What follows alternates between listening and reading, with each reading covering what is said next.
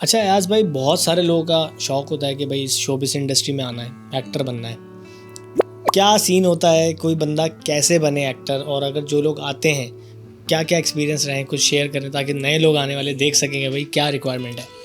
Requirements सबसे पहले तो ये है कि पेशेंस रखना पड़ेगा, कि आपको सब्र करना पड़ेगा कि आप एक रात में या 2 रात में या 1 महीने में एक्टर बन के हिट नहीं हो सकते। ऐसा ही है, आपको देखना पड़ेगा क्या कमियां हैं मेरे अंदर, और सबसे पहले आपको ये एक्सेप्ट करना पड़ेगा कि अभी आप एक्टर नहीं है।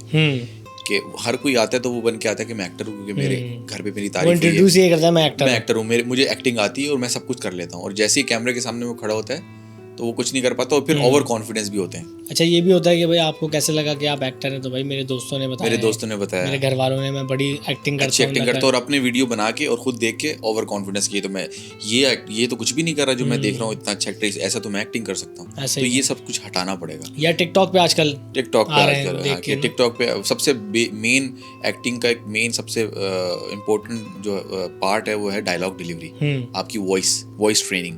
तो वॉइस ट्रेनिंग होती, टिकटॉक पे वॉइस होती नहीं है तो आप एक्टिंग नहीं कर सकते। ऐसे ही जब तक आपका एक्सेंट ठीक नहीं है, जब तक आपकी वॉइस, एक्सप्रेशन बहुत अच्छे दे रहे होते हैं कुछ लोग, एक्सप्रेशन बहुत अच्छे दे रहे होते हैं, लेकिन एक्सप्रेशन के साथ वॉइस मैच करनी चाहिए। वो लिंक, अगर वो सिंक नहीं है वॉइस, और अगर आप बीट पे नहीं है तो आप एक्टिंग नहीं कर सकते। आपको अच्छा यही वजह होती है कि बहुत सारे मॉडल्स जो होते हैं, स्पेशली मेल मॉडल्स, वो एक्टर नहीं बन पाते क्योंकि उनकी आवाज़ मैच नहीं करती उनकी पर्सनैलिटी से। और फिर उनको ट्रेनिंग, वॉइस ट्रेनिंग भी नहीं ली होती। इसमें वॉइस ट्रेनिंग है, आप वॉइस ट्रेनिंग ले सकते हैं। आप जो है वो उस पर थोड़ा सा काम कर सकते हैं। आप पुराने मोइन अख्तर साहब के जो ड्रामे हैं वो अगर आप देखेंगे उनके, और वो मैच करेंगे उनके साथ कि वो जो डायलॉग डिलीवरी उर्दू में दे रहे हैं वैसे ही आप दे के मैच करें, तो आप ये कर सकते हैं। सब आपने बहुत प्यारी बात की है पुराने एक कंटेंट से रेफरेंस। अगर मैं कहूँ कि वाकई में लोगों को ना नए आर्टिस्टों का पता ही नहीं है, लोग एक्टर बन के आए हैं, पहली बात, बिल्कुल, मतलब आते हैं तो एक्टर हैं, और अगर जब उनसे पूछो कि भाई आपने ये ड्रामा देखा है, ये देखा है, तो उनको नहीं पता होता। बिल्कुल ऐसे। अनकही, तन्हाइयाँ, इसके अलावा धूप किनारे, एक और था आगोश, अंधेरा उजाला, ठीक है ना, कही अनकही, ठीक है ना, मतलब हज़ारों ड्रामे। और उरूसा एक ड्रामा था बड़ा ज़बरदस्त।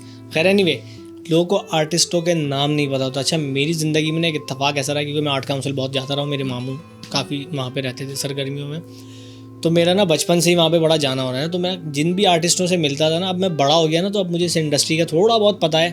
तो अब मैं कहीं भी मिलता हूँ ना, तो एक तो एटलीस्ट मेरे पास अपनी पहचान है, और दूसरा जब मैं उनसे जाके मिलता हूँ तो उनको एक्सपेक्ट नहीं होता कि ये जनरेशन यानी जो हम हैं वो हमसे मिल सकती है या हमें जो है ना पहचान सकती है, क्योंकि उनको तो वही पुराने लोग जानते हैं जो शायद रहे नहीं रहे या चले गए या कहीं और हैं। तो उनके साथ ना बड़ा एक ताज्जुब वाला सीन होता है कि भाई ये जनरेशन हमें जानती है, क्योंकि लोगों को पता ही नहीं है। बिल्कुल ऐसे। अब हम देख के बैठे हैं, हमारे घर में चलते थे ड्रामे। टीपू सुल्तान एक ड्रामा था, उसमें थे वो काजिम करके नाम है उनका ना, क्या नाम है, काजिम ताहिर, नहीं ताहिर काजमी करके कुछ नाम है उनका शायद। तो वो मैं उनको जानता था। अब मैंने एक ड्रामे में काम किया उनके साथ, शॉर्ट फिल्म थी, तो उसमें मैं उनके साथ काम कर रहा हूँ। तो मैंने उनको बताया, मैंने सर मैं आपको इस टाइम से जानता हूँ। तो थोड़ी देर के ना वो बोला अरे यार मुझे तुमने क्या याद दिला दिया, टीपू सुल्तान। मैंने सर आप टीपू सुल्तान हैं, और मैं यकीन करें आप मेरे हीरो थे। बचपन में हम देखते थे, 7 बजे आता था पीटीवी पे। मतलब मैंने उनको जब ये सारी चीज़ें बताई तो ही वॉज लाइक कि यार वाह भाई, तुम तो भाई माशाल्लाह तुमने देखा हुआ यार। और उसमें ये भी है कि जैसे मैंने जैसे जावेद शेख के साथ एज ए डायरेक्टर, मैंने जावेद शेख साहब को डायरेक्ट किया है, मैंने शबीर जान साहब को डायरेक्ट किया है, ठीक है, और भी बहुत सारे सेलिब्रिटीज़ हैं। तो वो जितने सीनियर आर्टिस्ट हैं और जो हमारी नई जनरेशन है, उनमें फ़र्क ये है कि वो डिसिप्लिन है। शेख साहब एक साथ, मैंने अभी टेलीफिल्म शूट की थी, उसमें शेख साहब थे, जो उनको टाइम दिया था उस टाइम पे वो आ गए, और सुबह 6 बजे तक वो पूरी शूट करवा के गए हैं। आखिरी शॉट पे भी उन्होंने ये कहा है कि बेटा सोच, अगर देख लो कुछ बाकी रहता है तो मैं रुक जाता हूँ, मुझे नींद आ रही है, लेकिन मैं अपना शॉट पूरा देके जाऊँगा। लेकिन आज की जो जनरेशन है, जो आज के हमारे नए लोग हैं, जो कि एक्टर आजकल हैं, तो वो सेट छोड़ के चले जाते हैं, मतलब छोटी छोटी बातों पर नाराज़ होकर काम छोड़ के चले गए। तो ये एक अच्छा बड़ा स्टार बनने के लिए आपको पेशेंस रखना पड़ता है, आपको डाउन टू अर्थ होना पड़ता है, आपको डिसिप्लिन में आना पड़ता है। शूट छोड़ के चले जाते हैं, इस टॉपिक पे मैं ज़रूर आऊँगा, आपसे लाजमी पूछूंगा। आर्टिस्ट का नाम नहीं लेंगे, लेकिन अच्छी चीज़ों में आर्टिस्ट का नाम लेना चाहिए। आपने शेख साहब की बात की, एक वाकया मैं आपको बताता हूँ। शेख साहब का मेरा एक्सपीरियंस था, 2-3 एक्सपीरियंस रहे मेरे, लेकिन एक मेरा बड़ा अच्छा रहा। जियो पे एक ड्रामा बना था नन्नी, जिसमें सजल थी, और ये था हसीब हसन डायरेक्टर थे, और नन्नी में इसमें यानी कि ये थी सजल थी, और अपना ये था शेरो सब्जवारी और शेख साहब थे।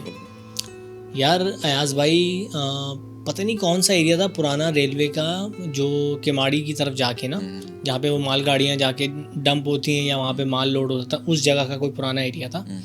वहाँ पे शूट हो रही है ट्रैक्स के पास, और कोई एक मोहल्ला है, कोई चाल टाइप की जगह है वो, जैसे इंडियन फिल्मों में हमने देखी है। वहाँ पे वो शूट का सेट था, सारा था।